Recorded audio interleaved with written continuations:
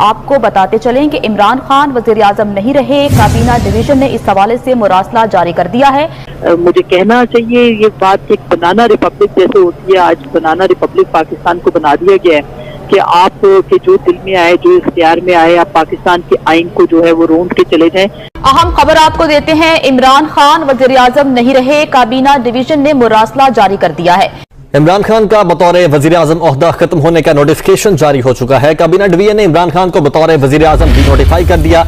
Legally ये कमजोर चाल है। बहुत खुश हूं, बल्कि मैं समझता हूं इससे बेहतर इस पूरे सीन आज जो हुआ है, द ग्रेटेस्ट थिंग इज, तो जिन्होंने ये फैसला किया, इमरान खान साहब इतनी बड़ी कुर्सी पर बैठे हुए हैं, उनके इर्द गिर्द जितने भी लोग हैं वो तमाम गैर आईनी थे, उनको नहीं पता था हम जो फैसला करने जा रहे हैं इसके बाद क्या नताइज हो सकते हैं, आर्टिकल 6 के मुर्तकिब हो सकते हैं, वो किसी ने समझाया नहीं, उन्होंने फैसला कर लिया। ये क्या हुआ है? इधर इट वाज अ सरप्राइज और नॉट सर। अपोजिशन में अब ये लगता है कि उन्होंने सुसाइड कर लिया है, सुसाइड अटेम्प्ट है, पॉलिटिकल सुसाइड हुआ है। इधर इट वाज अ सरप्राइज और नॉट सर। देखिए, मेरा ये ख्याल था कि इमरान खान साहब ये एक्सपेक्ट कर रहे थे कि वो अगले 14 दिन तक वो वजीर आजम रहेंगे, लेकिन अभी कैबिनेट डिवीजन ने जो नोटिफिकेशन इशू किया उसके मुताबिक तो वो अब इस वक्त पाकिस्तान का कोई वजीर आजम है नहीं जी। तो जो इनका ओरिजिनल प्लान था उसके मुताबिक तो वो प्लान तो जो है वो तो नहीं हुआ। और जो मुझे समझ नहीं आई इस मूव की जो आज पीटीआई ने की है, इसके अलावा कि इमरान खान की अपनी जिद और अना की तस्कीन हुई है।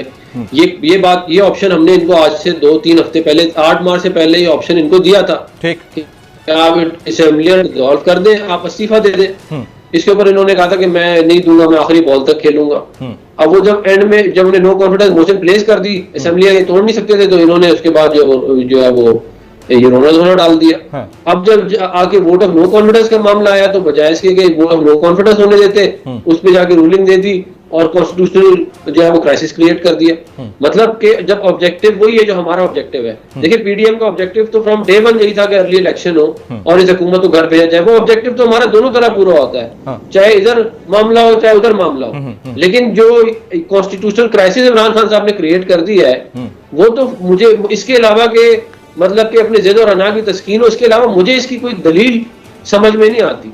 और मतलब कि अब जो है वो नॉर्मली जो लीडर ऑफ द हाउस है और जो लीडर ऑफ द ऑपोजिशन है वो मिलके जो है वो नेक्स्ट प्राइम मिनिस्टर को इंटरम जो है उसको करते हैं। राइट, लेकिन अफनानुल्लाह साहब, जो आप कॉन्स्टिट्यूशनल क्राइसिस की बात कर रहे हैं वो तो डेफिनेटली आप उसको इंटरप्रेट करेंगे, जाहिर है कि आप ज्यादा बेहतर समझते हैं। लेकिन इन सच केस के अगर आपका यानी आपकी जमात से प्राइम मिनिस्टर बन जाते शहबाज शरीफ साहब, क्या उनके लिए आसान होता कि प्रीवियस 3.5 साल का जो पॉलिटिकल बैगेज होता, मईशत का, सेहत का, तालीम का, खजाने का, वो आप लोग उठाकर अगला 1-1.5 साल चलते? उससे बेहतर नहीं है कि ये ब्लेसिंग इन डिस्गाइज है और आप लोग अगले इलेक्शन की तरफ चले जाएं? देखिए, हमारी बड़ी क्लियरली स्टेटेड पॉलिसी ये थी कि हम जून में बजट पास करा के नया इलेक्शन करा देंगे। ये हमारी क्लियर पॉलिसी थी। ये एक दफा नहीं, बार बार जो है ये हमने इसको मेंशन किया। ये हमारी ये इसके ऊपर बहुत डिस्कशन हुई।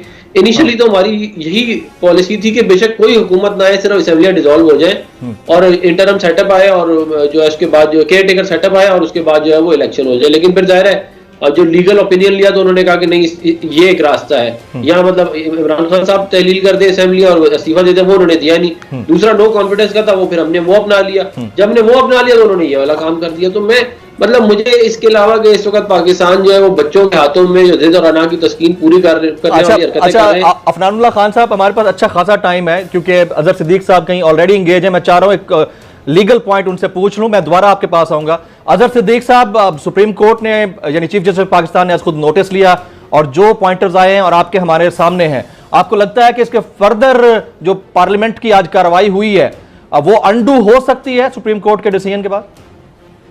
अच्छा, देखते हैं। एक तो बड़ी वाज़ेह तौर पर जमील साहब, अभी सुप्रीम कोर्ट ने नोटिस किए हैं, इस पर डिटेल बहस होगी, दोनों पॉइंट सुने जाएंगे और उसके बाद कोर्ट डिसाइड करेगी। इशू बड़ा सीधा सा है। कि जैसे आइन के आर्टिकल में 58(2)B में था कि सदर को असेंबली डिसॉल्व करने का इख्तियार था, बिल्कुल इख्तियार था, वो इख्तियार भी इस्तेमाल भी हुआ, लेकिन वो सब चैलेंज हुआ। उन्होंने कहा ये इख्तियार ऐसा नहीं है कि जैसे मर्जी जिस तरह मर्जी तब दिल चाहे मिसाल के तौर पर आप इस्तेमाल कर रहे हैं, और वो सेटिस्फाइड भी हुए। ये भी रिकॉर्ड की बात है। यहाँ भी नो कॉन्फिडेंस की, लेकिन नो कॉन्फिडेंस क्या रीजन है, क्या जस्टिफिकेशन, आपके पास क्या वजूहत है? इसलिए रूल्स के अंदर वो चीजें प्रोवाइड है कि उस रूल्स में आपको पहले बहस करनी है और फिर आपको लीव मिलनी है। मैं नहीं कह रहा, ये रूल्स में लिखा हुआ है कि लीव आपको तब मिलनी है और उस पर बैठ पे बहस होगी। यहाँ आपको जस्टिफाई करना पड़ेगा। अगर मुझसे पूछते हैं तो आर्टिकल 95 को 17 के साथ मिलाकर पढ़ेंगे। 17 आर्टिकल ये है कि कोई भी पार्टी पाकिस्तान की सालमियत और बाकी चीजों के खिलाफ काम करेगी तो वो डिसबैन हो जाएगी, डिस्क्वालीफाई हो जाएगी। अच्छा। और इसी को आर्टिकल 95 के साथ मिलाकर अगर आप पढ़ें तो कोई ऐसा वजीर आजम जो मुल्क की सालमियत के खिलाफ हटाएंगे कैसे, तो उसके अगेंस्ट आप नो कॉन्फिडेंस मूव ले आएंगे इन रीजन के साथ और उसे हटा देंगे। लेकिन ये ऐसा कभी भी इंटेंट नहीं था कि 10, 12, 15 बंदे जो है ना वो साथ मिलाकर अभी यार मैं आप 2 मिनट ठहर जाए, 10-15 मिनट बैठकर आप 10-15 मिनट बैठकर आप 10-15 बंदे उठाएं और आकर कहें आप उसको उठाकर फेंक देंगे, वो पॉसिबल नहीं है, वो नहीं हो सकता है। याद इसीलिए स्पीकर को इख्तियार दिया गया। स्पीकर ने उसी इख्तियार को इस्तेमाल किया आर्टिकल 5 के साथ रख के। सुप्रीम कोर्ट के आप नेशनल असेंबली के रूल्स भी हैं, सिर्फ आर्टिकल 5 को लेके ना चलें, वो तो obedience to the constitution, loyalty आप सारी साबित करनी है, और उन्होंने बिल्कुल आइन और कानून के मुताबिक इख्तियार इस्तेमाल किया है। निसार साहब ये फरमाइएगा, फिर मैं मुजाहिद साहब की तरफ जाती हूँ। शेख रशीद साहब कह रहे हैं मैं तो 2 माह से कह रहा था, लोगों को समझा रहा था कि भाई इलेक्शन की तरफ चले जाओ, पॉपुलैरिटी भी मिलेगी, चीजें भी सेट हो जाएंगी। आपको लगता है कि टाइम गेन किया हुकूमत ने और ये इसके फेवर में जा रहा है, और आइंदा इलेक्शंस में जो आप बार बार बात कर रहे हैं, मेरा ख्याल है वो मैं सनद के तौर पे आपसे दोबारा कहलवाना चाह रही हूँ कि 2/3 अक्सरियत से पाकिस्तान तहरीक इंसाफ दोबारा उभरती हुई आपको दिखाई दे रही है? देखिए, पीटीआई के पास या पीटीआई की लीडरशिप को ये उम्मीद थी कि ये सिस्टम उनका मजीद 1 साल चल सकता है। ओके। अगर उनको ये उम्मीद ना होती या यकीन दहानी ना होती तो वो अर्ली इलेक्शंस में जाने की बात करते, लेकिन इसी दौरान उनके खिलाफ वोट ऑफ नो कॉन्फिडेंस सामने आया और वो इस मुश्किल का शिकार हुए। ठीक है। आखिरी वक्त तक खान साहब ये कहते रहे कि मैं आखिरी बॉल तक खेलूंगा, और हमने पहले भी कहा था कि खान साहब ना खुद खेलेंगे ना किसी को खेलने देंगे, और आज उन्होंने पिच उखाड़ दी है। ऐसे ही। तो ये सूरत हाल हमारे सबके सामने है।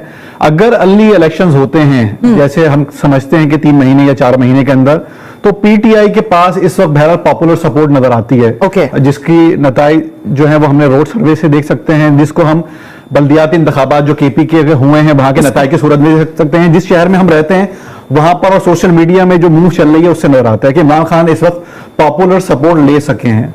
अलबत्ता अगर अपोजिशन हिकमत अमली के तहत काम करती और इमरान साहब को 1 साल और पूरा करने देती, तो शायद उनके लिए सियासत में वापस आना बहुत मुश्किल हो जाता।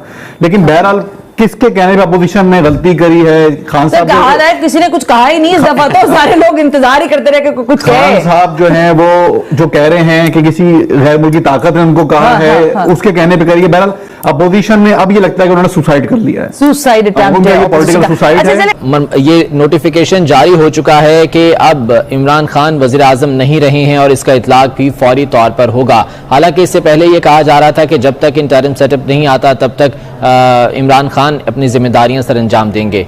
देखिए, एक तो प्राइम मिनिस्टर का सुबह जो है वो नो कॉन्फिडेंस के बावजूद, यानी वोटिंग के बावजूद उनका खिताब करना, असेंबली तोड़ना, स्पीकर का रूलिंग देना, ये सब गैर आईनी कदम है।